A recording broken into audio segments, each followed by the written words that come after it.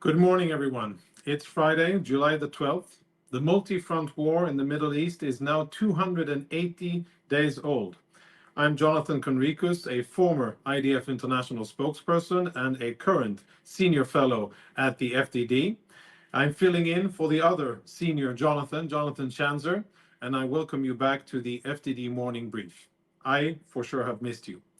Today, we have a very special guest, Rear Admiral Daniel Hagari, the IDF spokesperson. He has been the unshakable voice of the Israeli military in the devastating wake of October the 7th attacks. By no means an easy job. Admiral Hagari's first-hand expertise on Israel's ongoing war with Hamas and the escalating tensions on the northern border with Hezbollah and the wider implications for the region will surely make for a very interesting conversation. Stay tuned for the questions with Admiral Hagari. I'm going to keep the regular intro and headlines very short today because I want to use the time with our special guests. So I'll have two headlines and a very short statement. Our main headlines. Headline number one is that Israel and Hamas have reportedly agreed to turn control of Gaza over to the Palestinian Authority and a mixed security force. According to the Washington Post and citing unnamed US officials, the Washington Post's David Ignatius reported that Hamas and Israel have agreed to an interim governance plan that will come into effect during the second stage of a three-stage ceasefire. Now, regarding security, according to the reports, again, unsourced, the plan, or unnamed, I should say, the plan envisions a PA-linked security force trained by the US and backed by different Arab governments, not clear which ones. The force will be comprised of approximately 2,500 men that Israel has already provided security vetting and clearance for. And of course, for all of this or any of this to come into effect, Hamas must first agree to a ceasefire and a hostage deal that we know is being in the making now, or discussions are in the making. On the same topic, the Prime Minister's office this morning in Israel already denied reports from today and yesterday that Israel will be willing to withdraw from the Philadelphia corridor, the so-called Philadelphia corridor between between Gaza and Egypt, and that Israel will agree to rely on a technological system to prevent smuggling of weapons from Egypt into Gaza. Are these reports credible, or are we part of an influence campaign designed to force Israel into concessions as the hostage release and ceasefire agreements are being discussed? Time will tell, or perhaps our next guest will add some clarity to these complex matters. Headline number two regarding the Northern Front. Italy is positioning itself as a mediator between Israel and Hezbollah, and of course, joining forces with the US, UK, France, and a few other countries that have been trying to bring about the end of the cross-border fire. On the sidelines of this week's NATO summit, Italian Foreign Minister Antonio Tajani said that Rome is working to broker a land border demarcation deal between Israel and Lebanon, similar to the maritime border deal that the two parties signed in 2022, which, by the way, wasn't broadly accepted by everyone in Israel. If successful, the Italians hope that the deal will create distance, their words, between Hezbollah and Israel and de-escalate tensions along Israel's northern border. For 24 years, the Israel-Lebanon border has remained in dispute and in unfinished status. The two countries are separated by the so-called Blue Line, a demarcation line established after Israeli troops withdrew from southern Lebanon in May 2000. And rest assured that the Italians are not the first to try to broker a border deal, but Tajani says that the Italians are flexible, which allows them to have good relations with everyone, and that is why he believes that his country can be an instrument for peace. My 2 cents, since the current international security architecture based on UN Security Council Resolution 1701 has failed so miserably to prevent war, I remain doubtful about Israeli willingness to again trust international agreements and assurances with the security of its people and borders, And I'm also not sure that a demarcation of the border is the real issue here, but rather the implementation of the already existing 1701, and most importantly for Israel, for Israeli civilians to be able to return home. Now, a short sentence here about the current situation. I reflected on it yesterday on I-24 after the introduction of Prime Minister Netanyahu saying one thing and the Defense Minister Gallant saying a almost totally different or opposed thing regarding a hostage deal or a ceasefire deal. In my mind, unity, leadership, and distinguishing between public debates and internal debates is super important for any country in peacetime. It is absolutely crucial for a country at war against a very enhanced and developed Iranian axis. As an Israeli civilian, I would hope that my leadership would have the ability to set differences aside, project a position of unity towards the world, our allies and friends around the world, but also very importantly, be mindful of the fact that our enemies are watching our every move and make sure that our differences of opinion and approach are dealt with behind closed doors and not in the media. Speaking about media, I am now very pleased to introduce to you IDF Rear Admiral Daniel Hagari, a former IDF Navy SEAL commander and a fierce fighter turned spokesperson. Throughout this tumultuous period in Israel's history, his voice has proven to be instrumental in relaying the IDF's message to the Israeli public and to the rest of the world. He was the first Israeli official to face the public on October the 7th, and he hasn't stopped delivering factual and trustworthy news ever since, even when, or I should say, specifically when the news are bad and not pleasant to hear. I am thrilled and happy that he's agreed to join us here live on the FDD Morning Brief.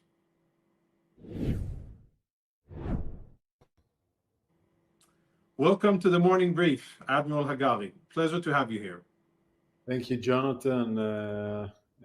Thank you for your words. It's the first time that I'm being interviewed by one of my reservist commanders here, and it's good to be with you today. And I want to start to say thank you to what FDD does, and Mr. Mark Dubovich as well. And I think what FDD does for Israel, what it does from the Middle East, is with great significance. And I want to thank you for your efforts. Before I start, I have the honor to be here with you today. Thank you. The honor is ours. We're very happy that you're taking 20 minutes out of your extremely busy and demanding schedule. And I suggest that we get right to it. 9 months of war, a multi-front war. How would you, as a former combatant commander and now as a current spokesperson, how would you assess the IDF's achievements so far after 9 months of war have passed? Well, nine months of war, a multi-front war, which is very right to describe it like that. People say it like we are fighting only Hamas, but we are fighting Hamas in Gaza. We are fighting in Hezbollah in Lebanon, which is an Iranian proxy. We are fighting also or being defending ourselves by the Houthis in Yemen, and also getting proxies from Syria, Iranian proxy. And we have to remember that the 13th in April is a significant day where Iran has crossed the Rubicon, firing at Israel over 350 different kind of missiles and UAVs, but over 110 ballistic missiles, which is significant thing. And also it need to be remembered as a multi-front war, as a multi-front challenge also for the future. So we have to look at each of the arenas separately and achievements, but we also need to look at it as something combined, that the Iranian regime through Hezbollah, through Hamas in a different way, through the Houthis as a proxies, has put a target to fight Israel as a country, as a democracy, as a country for Jewish people, etc. And it's in his agenda, and it will also be implemented in the future. Now we need to see how we're working in each one of the arenas with our achievements, but also looking how do we make sure that Israel stays Israel strong for the future with the challenges that Iran has revealed in the 13th of April that we might face again. And we need to be ready for that. Thank So, you. Now, we are both experienced with it, but I'm sure that the viewers are very interested. And this has been spoken about that Israel and its military are scrutinized like no other democracy while defending itself. How crucial do you think that the efforts of the IDF spokesperson unit, which you command, are to retain and preserve international legitimacy for the IDF and, generally speaking, for the state of Israel during this war? one of the arenas that we're fighting is the arena of legitimacy, the arena in the media. It will be with us for years. What's happening now, and I think when you look at that, the 7th of October massacre is one of the hardest day of Israel since the day that it was established, maybe the hardest one. And in that sense, the world, most of the world, doesn't remember the 7th of October. He remembers what he sees now on TV. He doesn't see the war as the beginning in the 7th of October and us needing to make sure that our citizens, first of all, which are hostage, will come back home. And any other country in the world will do the same. It's hard to explain that. Second thing, that we have people that are not in their homes. The country shrunk. We need to make sure that people are going back to their homes safely in the north and in the south. We need to explain it to the world. And in the same time, we need to make sure that the world knows that we're a democracy, a liberal democracy that works according, the IDF is working according to the international law. And we are fighting a ruthless enemy, which is doing the opposite. He wants to see the destruction, the death. Is the ideology is to make sure that he's using the international community's facilities like UNRWA. He's using schools. He's using hospitals. All the ideology was built in that way. And we need to face it and we need to fight it. It's a very hard war also in this arena. It is a significant arena. This is why we have expanded. The IDF spokesperson is a 650 people unit. We have expanded it with reserves to over 1,200. Now we're a little bit less than that, but we have expanded our international department. And Jonathan also was with us in those days. And we're doing it in multi-front languages daily. With announcements, but also with briefing when needed, with press conferences when needed. And I'm doing it. I just did it today with the international reporters regarding what we have revealed with the investigation of Be'eri. We're doing it daily, and we need to do it more. And I think as a country, we need to be more organized in that field. We're the IDF. And I'm the IDF spokesperson, and I have expanded my mandate even more than what we need to do. But these are the times we don't need to ask questions, we need to do. And I'm sure that you and everybody who's watching me now is also an ambassador for Israel, and I need to give the right messaging. I need to use the people for the right messaging. There is a difference between the conservative media, which is TV, radio, and into the social media. I think in the social media, we're losing. We're not doing it good enough. And we're working at it every day with new faces in Instagram, putting new faces, young faces that will speak, but it's not enough. We need to do it more in TikTok, in Twitter, in all those platforms, in order to work and create legitimacy for Israel with an enemy, ruthless enemy, that is using his own people, embedding in his own people, using them to delegitimize Israel, and we need to do the opposite day by day, and it's hard. I can give another example. You said a multi-front war. We need to start, make sure that everybody remembers that Hezbollah are bad, that they're using the Lebanese in southern Lebanon. They're embedding in the same way. They meant to do a 7th of October for their own border. We need to expose it. We need to make sure that everybody understands it. We need to make sure that our actions are legitimized, that people don't forget that over 60,000 people are not in their homes because of Hezbollah.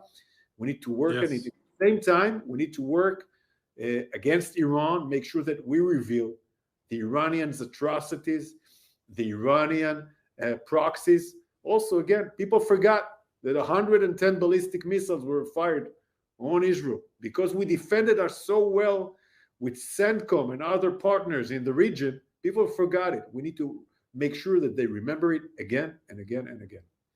Indeed. Yes, the challenges are definitely many, as you alluded to. Thank you. Now, for something a bit more related to the events on the ground. So, according to the current pace of operations and events in Gaza, how long do you assess that it will take Israel to achieve the main strategic goals of dismantling Hamas as a military and governing organization, and to return the hostages, and to eventually transition to the so-called day after in Gaza? What are we talking about? Weeks, months, a year? We haven't faced this kind of a multi-front war from your first questions, and I will speak about the achievements in all of the arenas, but we haven't faced this kind of war which started with over 250 hostages, where you're fighting in the area that you have hostages in. Very, very complex, with an area that was built by an army of terror, with tunnels and a lot of problems getting inside hospitals, etc. Now, after 9 months, we are getting closer and closer to defeat Hamas as a military, meaning he does not have the capability to do another 7th of October. When we focus and look and we say defeat Hamas, we have to remember Hamas is not a conventional army. We're not fighting a conventional country. This is a terror organization. When we say defeat Hamas, we need to speak about the leadership, killing and hunting down the leaders that planned the 7th of October and are implementing the fighting. We need to kill the terrorists themselves. We already killed over 15,000. Also, the issue with the numbers is something that we need to amplify, understanding the non-combatant and the combatant, and saying the right numbers, opposed to what Hamas is doing in the social media with the numbers in a different way. At the same time, which is very important, demolishing the tunnels, especially the strategic tunnels. We talked about Philadelphia, but I'm also talking about those strategic tunnels in different areas in the north, in the center, in Rafah. Dismantling the tunnels is taking a capability of survival for Hamas. So it's the tunnels, it's the commander, it's the terrorist, and it's also the force buildup, making sure that we destroy all the factories that are building the rockets and all the other gear, and we make sure, you mentioned Philadelphia corridor, that we are holding those oxygen areas that Hamas got the force buildup smuggled inside Gaza. So all of those are the meaning of defeating Hamas. This is something that needs to be understood. At the same time, I want to say a couple of words on Hezbollah. Hezbollah is also an army of terror, but Lebanon is a different country. Lebanon has a much bigger effect from the world than Gaza. It's dependent on many countries from Europe and also of the United States, not like Gaza. Well, in Lebanon, with Hezbollah, we are focusing on southern Lebanon, taking down the commanders, taking down the terrorists that are coming to do terror to Israel, firing anti-tank missiles, firing rockets, firing UAVs, taking them down, taking the capabilities and the commander that are holding the capabilities. We have killed many commanders, which is very painful for Hezbollah, very painful for Nasrallah, and where we'll keep on doing this strategy. And at the same time, taking down the targets. There are more than 100,000 Lebanese from southern Lebanon that leave the area and ran away to the north. And we will keep on attacking according to the international law from any terror base, which again, Hezbollah is embedding himself inside those houses. At the same time, we're working against threats from Syria, defending from threats from Yemen, and Iran is a different chapter to be spoken of. Right. So I was about to ask about Lebanon, but you covered that, and I think that you gave a clear answer about what the IDF is doing. I didn't get an answer about how long it will take, but I won't insist on getting an estimate. I know that's a tough question, but perhaps to close, you just mentioned that yesterday the IDF disclosed the first after-action review conducted and signed off on by the Chief of Staff, General Halevi, about the horrible incidents of October the 7th in Kibbutz Be'eri. So following up on that, but on a bigger strategic level, what so far, I know that the after-action reviews have not been done yet, but what are the main lessons at the strategic and tactical levels that the IDF has identified so far?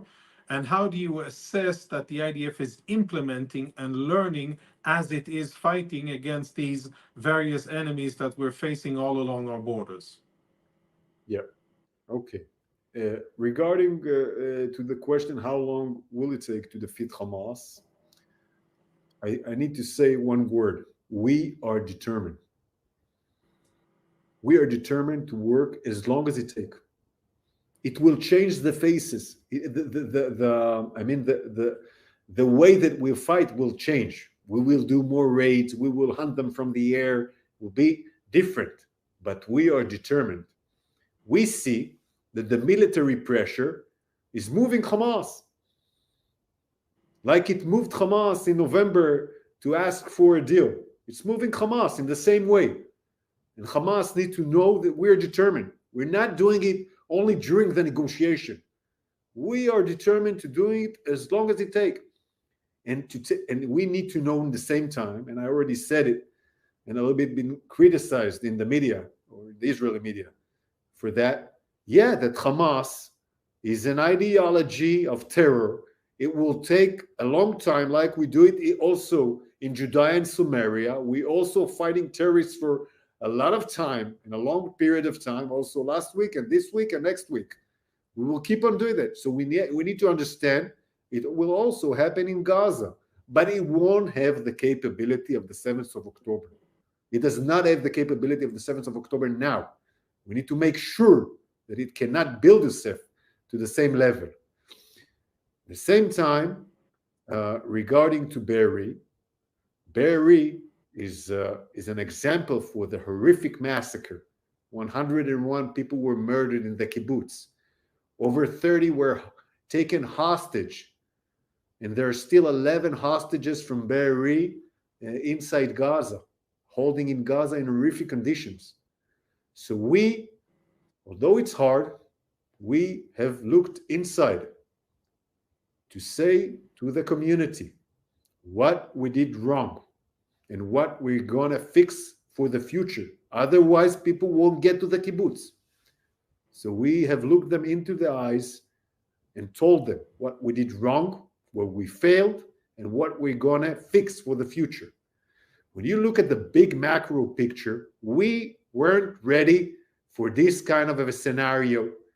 We did not think or saw in our intelligence, when we're now looking, why haven't we seen it, that they're going to do a raid, an attack in a scale of thousands of terrorists simultaneously from dozens of places in all the area of the south. We haven't saw that in the intelligence. This is one failure. We haven't saw the signs clear enough. In that day, that's another failure.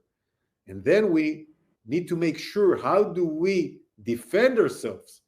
Not just with a fence and an obstacle, but also with forces in those areas. And we need to make sure that we understand it now, in the present, not in the future. Because we are defending the North, we are defending Judea and Samaria, we are defending many borders. We need to understand those lessons learned now. This is why we're doing it now, although it's hard and during a war to do that.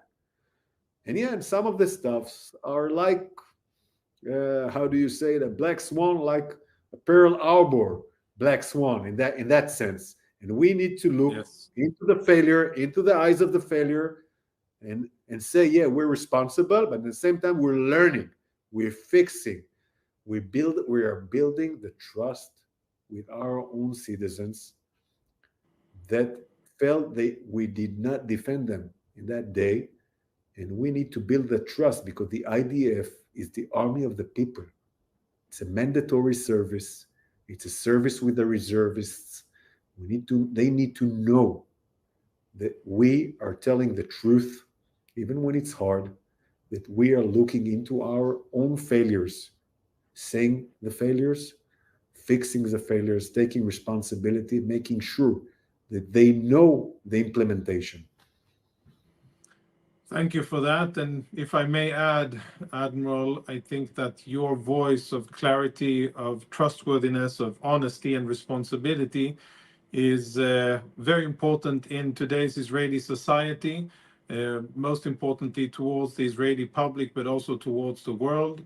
And I'd like to thank you for that, for what you're doing in what must be one of the most thankless jobs in the IDF or in the state of Israel. So I'd like to thank you for that. Thank you for your time and for sharing your expertise and insights with us. And thank you for your kind words to FTD. And we wish you a Shabbat Shalom, and hopefully one with few press releases, and most importantly, no releases of fallen Israeli soldiers. Thank you, Admiral. Thank you.